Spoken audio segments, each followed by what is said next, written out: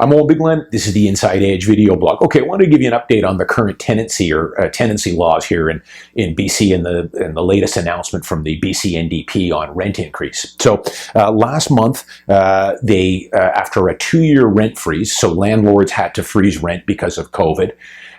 We're not allowed to raise the rent. They announced for 2022, the NDP announced that they would be allowed to raise rent 1.5%. 1.5%. So just to put this into context, prior to the NDP coming into power, for the last 20 years, as long as I can remember being a landlord, landlords were always allowed to raise the rent by the CPI, or the inflation amount, plus 2%. So we averaged 3.5. We were in a low inflation environment. Give you an idea, in 2018 it was 4%. In 2017 it was 3.7. Now here we are in 2022 after a 2-year rent freeze. Inflation, as you guys know, is running incredibly hot right now, running at close to 7% or something. And the NDP gives you the gift to these landlords that we will allow you now to raise the rent 1.5%. Now, if you've been following me on Twitter, I'm not super active on Twitter, but if you're not, I post things, information on the tenancy and what the rent increases are and how I feel about these type of things. So follow me on Twitter. I've got a couple thousand followers on there right now. But, it's a little bit crazy, to be honest. I mean, but there's a lot of misinformed people out there when it comes to landlords in, let's call it, in the city of Vancouver or the Lower Mainland. A lot of people think that, landlords are fat cats. If they've got a rental property, boy, they must be loaded. They must be multi-millionaires, fat cats. Now, mind you, there's some of those out there. Some in what we call mom and pop individual investors and landlords are fat cats. They've been at this for 15, 20, 30, 35 years or more and have built up a nice portfolio. It wasn't easy. None of that was given to them. They did like what I did. They started when they were 18 years old, bought their first property, sacrificed for it, got the down payment, and then have systematically bought more properties as they went along, held on to them, and they're sitting pretty. But a lot of individual investors, are not wealthy millionaires. They're hardworking people that have decided to get their money working for them. They own their principal residence, and they might own a small studio or a one-bedroom condo that they're renting out and trying to make $1 on them. People often, don't misunderstand that, 95%, I would say, of the quality rental stock available in the city of Vancouver is owned by individual landlords. I've talked about this many times. If you're looking for purposely built rental properties, well, up until recently, you were looking at a 60-year-old dilapidated wood frame in the West End with bad plumbing and drafty. In the last 5 or 6 years, there have been some newer rental-only buildings come online, but they make up a very small percentage of the quality rental stock. Or if you want to rent a detached house, or you want to rent a townhome, or perhaps a 2 or 3 bedroom condo in a nicer building in a nicer location, you're dealing with an individual landlord. So a 1.5% rent increase, yet inflation is running at 7%. Over the last few years, we've seen the price of cost of insurance go up over 100% across the board. Maintenance fees on average, just on an average building, go up 5-6% a year without any problem, because everything goes up in price. The cost to maintain the strata, the maintenance, the concierge, all that stuff goes up.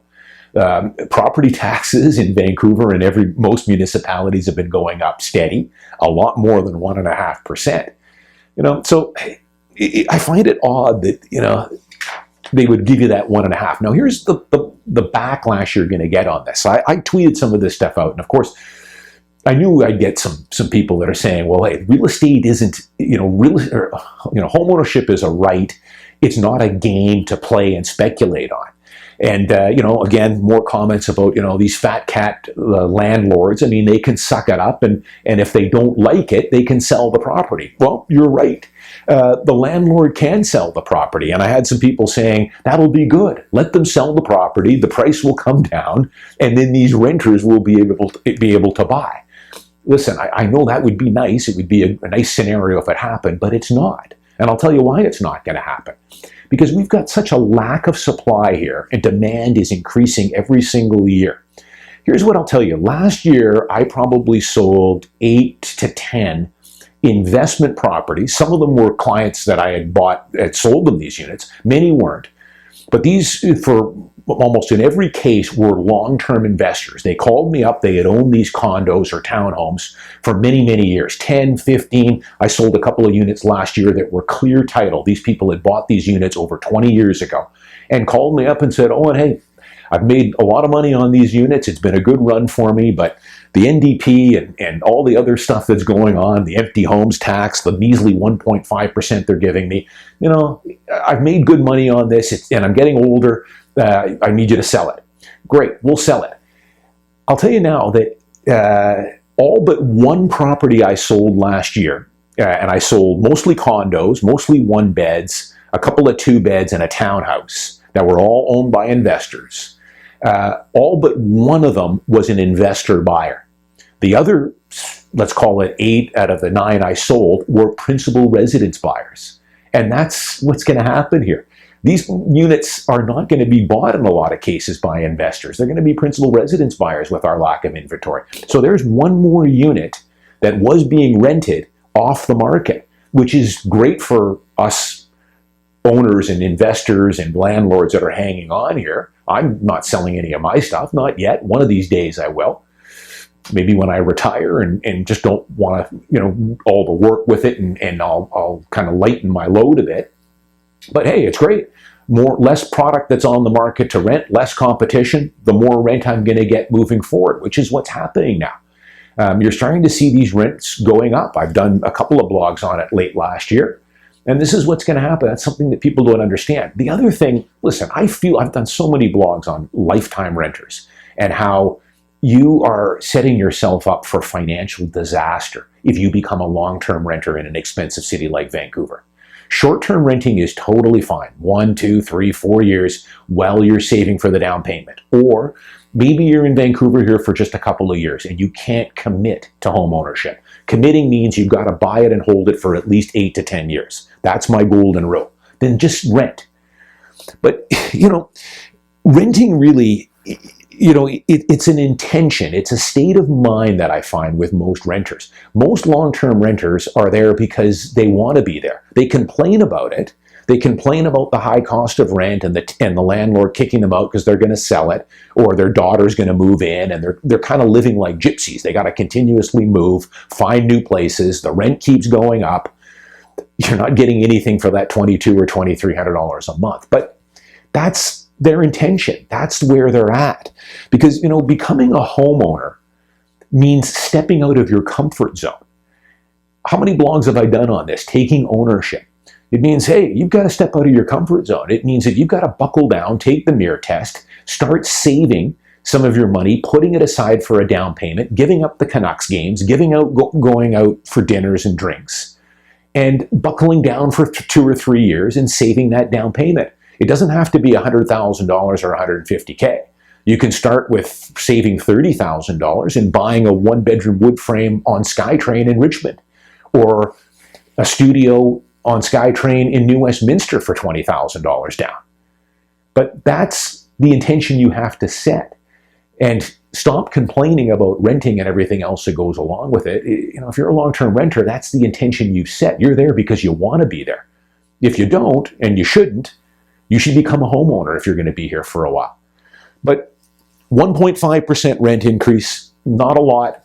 Now, again, I've gone so many blogs on this. I don't raise the rent on my tenants. So this is irrelevant to me, and it's irrelevant to most of my investors and most landlords in general. With me, I've talked about this many times. I talk about it in detail in my book. When I get a good tenant, I let the rent ride. If they're a good tenant, they're taking care of the place, they're not bothering me, you know, the light bulb burnt out or something like that, I leave the rent the same. Because what I found is over time, no matter how good the place is and how great of a tenant they are, they eventually give you notice. They find a girlfriend or get married or take another job or move to the interior or move to another province. And after 2 or 3 years, they call you and say, "Owen, it's been great, but I'm gonna move. I'm giving you the 1 month's notice. No problem. I show the property and I'll raise the rent up to full market price when the new tenant moves in. And that's what I've always done. And sure, I've got, a tenant right now that's been in my unit there for about 4 years now. So probably paying about $300 below market. I'm fine with that. On the other hand, I've got other investor clients that do raise the rent every month or every year. And that's totally understandable as well, because eventually you do get to a point where maybe the guy does stay 5 or 6 years and he's paying way below market rent. So that's the problem with me, the method I use, not raising it every year. But there's no right or wrong. But the raising it every year used to be much better. You used to be able to raise it by 4%. Now we're at 1.5%.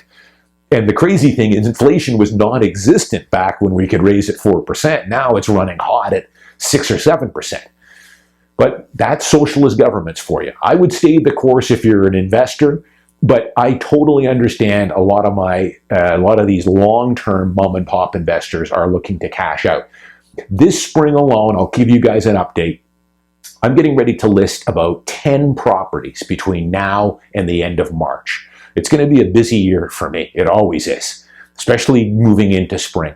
I've got right now off the top of my head 5 homes that I am going to be listing that were investors. Everything from a 2-bed luxury unit in Cole Harbour to a number of 1-bedroom units downtown and in Mount Pleasant.